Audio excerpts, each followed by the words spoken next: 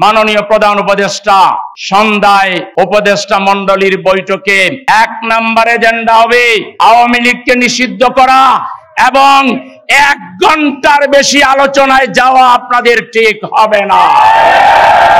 কোন রাজনৈতিক দলকে ডাকার কোন দরকারই নাই। ডাকতে হইলে আপনারা 2000 শহীদ পরিবারকে ডাকেন, ডাকতে হলে আপনারা 40,000 আহত পরিবারকে ডাকেন। এই 42,000 পরিবারকে ডেকে জিজ্ঞেস করেন, একজন যদি বলে আমরা আওয়ামী লীগকে নিষিদ্ধ চাই না, আপনারা করবেন না, আমাদের কোনো আপত্তি নাই। সুতরাং আওয়ামী লীগ নিষিদ্ধ করতে পা তরতর করে কাঁপে কেন? আপনারা কি রাজনৈতিক দলের ঐক্যমতে ক্ষমতায় আসছেন?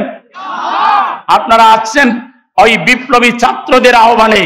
কোন রাজনৈতিক দলের সমর্থন পরে তারা দিয়েছে, আগে তারা দেয় নাই, আগে দিয়েছে ছাত্ররা।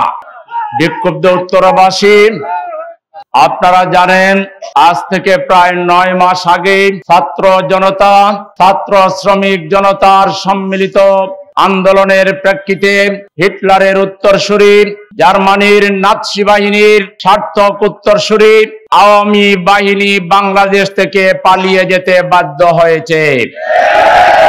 আমরা একটা কথা জিজ্ঞেস করতে চাই, আওয়ামী লীগকে নিষিদ্ধ করলে বাংলাদেশে এমন কোন তাবেদার দল কি আছে সাহস করে বিবৃতি দিয়ে বলবে আওয়ামী লীগের নিষিদ্ধ আমরা মানি না? এমন কোন দল আছে?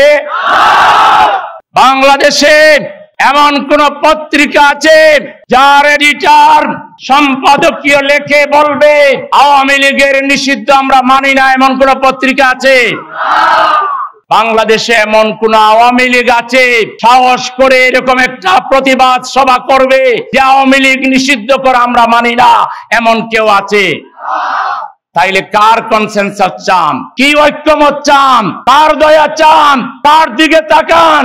হাসিনা তার দালালরা যখন কোর্টে গিয়ে আবার সেই কোটার বিরুদ্ধে মামলা করলো, মামলা চাঙ্গা করলো, প্রথম দিন যদি বলতো এই মামলা প্রত্যাহার করো, বাতিল করো, যদি ছাত্রদের দাবি মেনে নিত, আজকে তাকে ইন্ডিয়ায় যেতে হতো না। আপনারাও ভুল করবেন না। আপনাদেরকে আনি নাই চেহারা দেখার জন্য। আপনারা যদি জনতার হয়ে কাজ না করেন, আপনাদের বেল এই জমিনে থাকবে না। আপনাকে আওয়ামী লীগ নিষিদ্ধ করার ক্ষেত্রে কোন উপদেষ্টা যদি ইনিয়ে বিনিয়ে কথা বলে, ওকে আপনি উপদেষ্টা পরিষদ থেকে গাড় দড়ে বের করে দিবেন।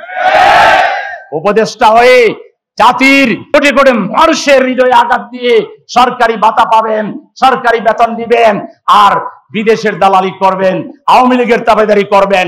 আওয়ামী লীগের তাবেদারদের বাংলাদেশে আরো 200 বছরেও কোনো কুল কিনারা পাবেন না। আওয়ামী লীগ নিষিদ্ধ হইতে হবে, এটাই শেষ নয়। দল হিসাবে আওয়ামী লীগের বিচার করতে হবে। পার্সন হিসাবে তাদের অন্তত কয়েকশো নেতা কর্মীর বিচার করতে হবে। এদেরকে ফাঁসির মঞ্চে ঝুলাইতে হবে। এদেরকে এমন ভাবে দৃষ্টান্তমূলক বিচার করতে হবে যাতে আর কোনোদিন এদেশে কেউ ফ্যাসিস্ট হইতে না পারে, আর কেউ এদেশে জঙ্গি নাটক সাজাতে না পারে।